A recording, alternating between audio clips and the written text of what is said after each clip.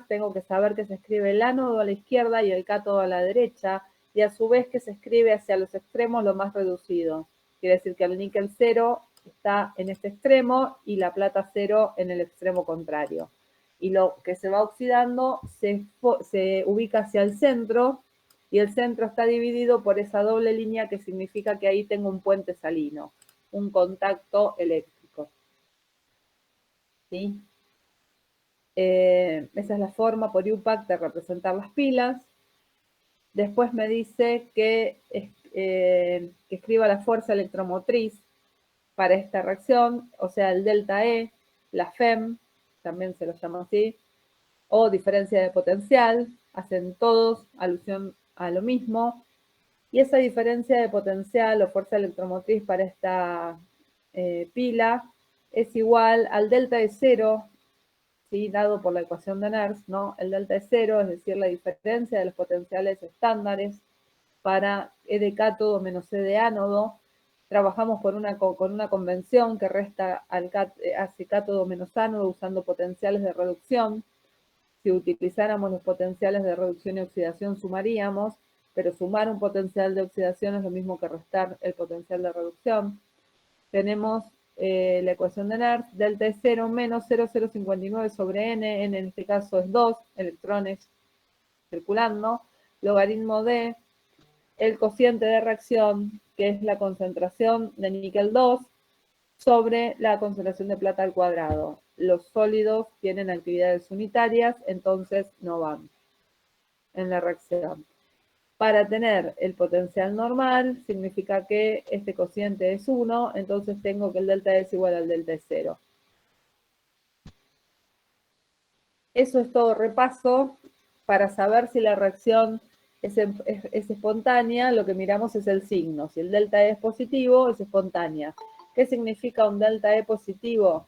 Significa que el delta G, es decir, la variación de energía libre de la reacción,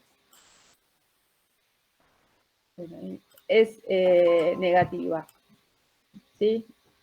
La espontaneidad me lo da la energía libre de Gibbs. Esa diferencia de energía libre o variación de energía libre con signo negativo habla de espontaneidad.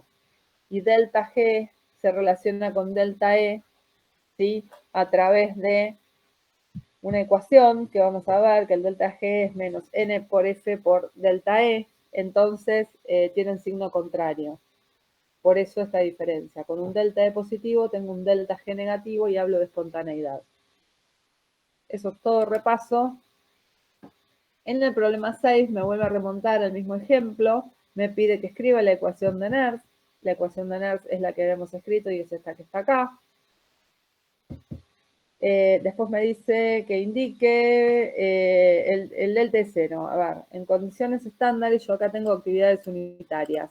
Entonces, si yo tengo un cociente de reacción igual a 0, como está dentro de un logaritmo de un cociente de reacción igual a 1, perdón, actividades unitarias, para un logaritmo de 1 igual a 0, entonces me queda delta S igual a delta S 0, y con los potenciales tabulados, con los estándares, yo puedo predecir hacia qué lado va a ir esta reacción, si hacia la espontaneidad o no, o sea, si ocurre en ese sentido o en el contrario.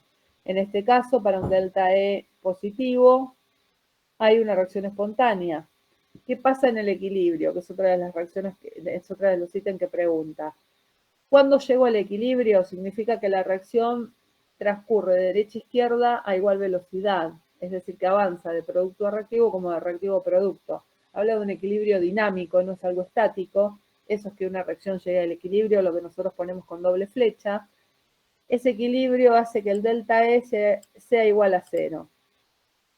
Como el delta E acá es igual a 0, lo igualo a 0 y despejo. Me queda que el delta E0 es 0,059 sobre M, sobre N, que es el número de electrones, logaritmo, en vez del cociente de reacción, ahora se convierte en la constante de equilibrio. ¿Sí? Esto es todo repaso de química 2. Entonces, acá tienen escrito a la izquierda el cociente de reacción, el Q, que en este caso se convirtió en la constante de equilibrio porque llegué al equilibrio y el delta E vale 0, entonces uso la ecuación para calcular la constante de equilibrio haciendo uso del delta E 0, que son valores tabulados. Finalmente me dice que prediga qué efecto tendrá si yo agrego yoduro de potasio a esa solución. Cuando yo estoy en presencia de plata y agrego halogenuro, lo que sucede es que ya no tengo plata libre, plata más, sino que tengo la sal, esta sal insoluble, sea cloruro, sea ioduro de plata, bromuro de plata, en este caso es ioduro de plata. Entonces no va a costar lo mismo reducir la plata desde una plata más que está en solución o desde una plata que está formando parte de un sólido. Acá es plata más, sí, pero forma parte de esta sal. Entonces, para llevarlo a esta plata cero, me va a costar una energía distinta, digamos, ¿sí? Un trabajo diferente al que voy a invertir. ¿Cuál es la conclusión? Es que se modifica, porque ya no tengo L0 de plata más a plata cero, yo ahora tengo L0 de plata, de yoduro de plata a plata cero. Y ese tiene otro valor. Y cuando escribo la reacción, ya no me queda el cociente de reacción en términos de plata más, porque no la tengo en solución, pero sí tengo ioduros. Entonces esto queda así. La presencia de esa plata, de ese ioduro, hace que el sistema cambie. El sistema real es el que tiene la sal. ¿Sí? Entonces, si a mí me dan un problema de esto, yo no puedo usar el potencial de plata más libre a plata cero. Tengo que usar el potencial de ioduro de plata a plata cero.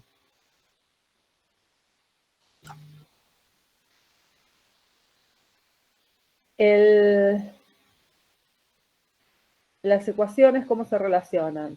Este es un repaso, sí, también. El delta G0, es decir, la variación de energía libre, se define como menos NF, donde N es el número de electrones y F es la constante de Faraday, por L0, ¿sí? La diferencia de potencial, el potencial estándar sería, delta E0 sería acá.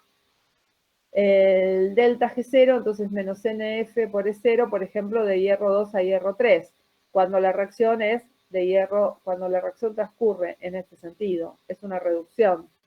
En cambio, cuando la reacción es la de oxidación, cuando el hierro 2 pasa a hierro 3, yo tendría que escribir el E0 de hierro 2 a hierro 3, de la reacción tal cual transcurre. ¿Qué sucede? Como dije que voy a trabajar con potenciales de reducción y no de oxidación, no voy a trabajar con el potencial de hierro 2 a hierro 3, voy a tener una tabla de potenciales de reducción.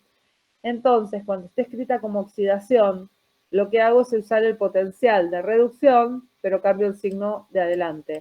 ¿Por qué? Porque el potencial de oxidación es menos el potencial de reducción.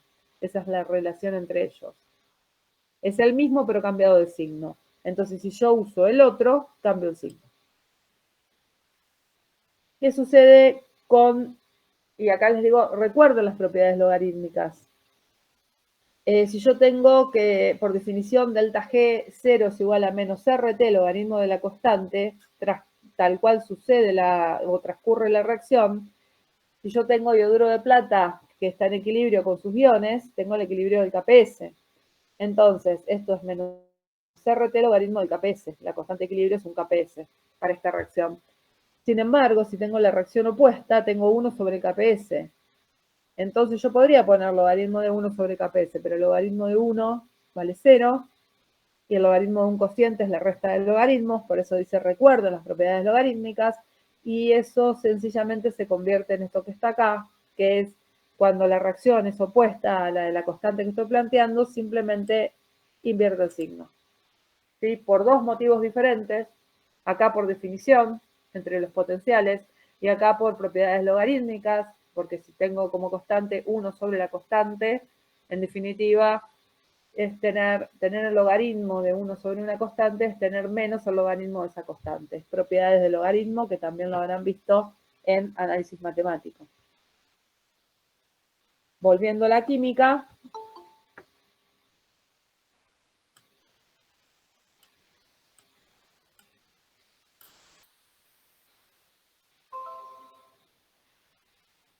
esperen que cuando admito a alguien pasa esto. Ahí va. Volviendo a la química, veamos el problema 10. Me dan datos. El potencial de reducción de mercurio 2 a mercurio 1 y el potencial de reducción de mercurio 1 a mercurio 0 y me piden que encuentre el potencial de reducción de mercurio 2 a mercurio 0. Lo que tengo que hacer cuando tengo dos potenciales dados y quiero un tercero es ordenar esas ecuaciones de manera tal de obtener la reacción que estoy buscando. Entonces, si yo puedo ir de mercurio 2 a mercurio 1 y de mercurio 1 a mercurio 0, las combino de manera tal que se cancele el mercurio 1, que no me interesa, y obtener la reacción suma donde el mercurio 2, y acá le faltan las cargas, ¿sí? Falta el más 2 en la placa, pasa a mercurio 0. Entonces, ¿cuál es la propiedad de la energía libre de Gibbs? Es que es una función de estado. No depende del camino recorrido, sino solo del estado inicial y final. Por lo tanto, yo puedo decir que si delta G0 es menos NF por E0, y yo tengo como suma de estas dos reacciones esta tercera, significa que el delta G0 de la reacción 3 se puede calcular como la suma de los delta G0 de las reacciones 1 y 2. En el problema 13 les plantea algo similar. Les da les dice a partir de los datos, les da el potencial del ácido arsénico, ácido arsenioso, y el potencial del ácido arsenioso arsénico 0, es decir, de un arsénico 5, un arsénico 3 a un arsénico 0. Les pide escribir ambas semireacciones. Yo tengo la hemirreacción para el primer E0 dado, es esta, donde el ácido arsénico da ácido arsenioso. La segunda es donde el ácido arsenioso da arsénico 0. En definitiva, si yo, tal cual como están escritas, la sumo, se cancela el ácido arsenioso y el ácido arsénico pasa a arsénico 0. La reacción suma tiene electrones. Acá no se puede aplicar la ecuación de Nernst, ¿sí? Acá son todas semireacciones, entonces tengo que recurrir a la combinación de ecuaciones y a la sumatoria de variación de energía libre. Con lo cual, el delta G03 es igual al delta G01 más el delta G02.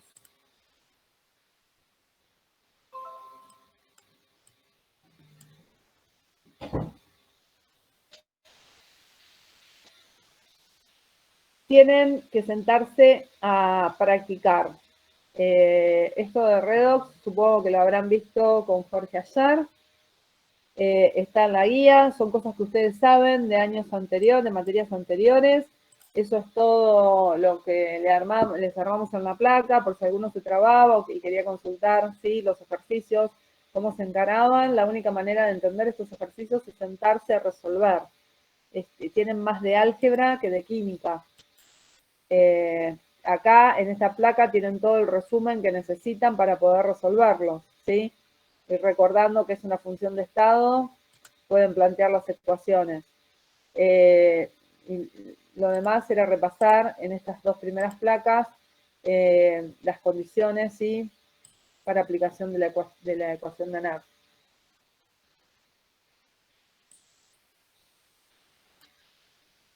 ¿Cómo les fue ayer con la teoría? ¿Qué posibilidades tuvieron de realizar los ejercicios? ¿Qué dudas tienen sobre este tema?